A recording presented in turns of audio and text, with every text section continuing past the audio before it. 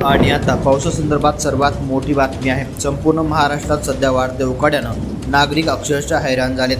अनेक जिल्ह्यांमध्ये तापमान 40 अंशाच्या पुढे गेल्यामुळे दुपारच्या वेळेत घराबाहेर पडणं कठीण झालंय। उष्णता आणि दमट वातावरणामुळे नागरिक त्रस्त झाले असून आता सर्वांचं लक्ष लागलं आहे ते मान्सूनपूर्व पावसाकडे। गेल्या काही दिवसांपासून राज्यातील काही भागांमध्ये अधूनमधून हलक्या पावसाच्या सरी कोसळताना दिसत आहेत। कोकण, पश्चिम महाराष्ट्र आणि विदर्भातील काही ठिकाणी ढगाळ वातावरण आणि वादळी वारे अनुभवायला मिळत आहेत। मात्र आता हवामान खात्याकडून मोठी दिलासादायक बातमी समोर आली आहे। हवामान विभागाच्या अंदाजानुसार 20 मे नंतर महाराष्ट्रातील अनेक भागांमध्ये मान्सूनपूर्व पावसाचा जोर वाढण्याची शक्यता आहे।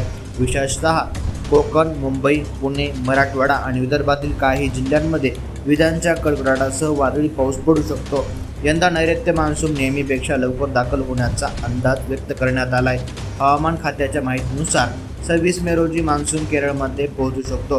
त्यानंतर मान्सून वेगानं पुढे सरकत 31 मे पर्यंत गोव्यात आणि जूनच्या पहिल्या आठवड्यात महाराष्ट्रात दाखल होण्याची शक्यता आहे। जर हवामान विभागाचा हा अंदाज खरा ठरला तर उष्णतेने त्रस्त झालेल्या नागरिकांना मोठा दिलासा मिळणार आहे। त्याचबरोबर शेतकरी वर्गासाठी ही आनंदाची बातमी ठरणार आहे, कारण अनेक भागांमध्ये शेतीची पूर्वतयारी सुरू झाली असून शेतकऱ्यांचे लक्ष आता पावसाकडे लागले आहे। दरम्यान हवामान विभागाने नागरिकांना बदलत्या हवामानाबाबत सतर्क राहण्याचं आवाहन केलं आहे।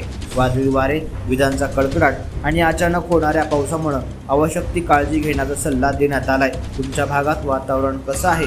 ढगाळ वातावरण तयार झालं का की अजून उकाडा कायम आहे? कमेंट बॉक्समध्ये नक्की सांगा।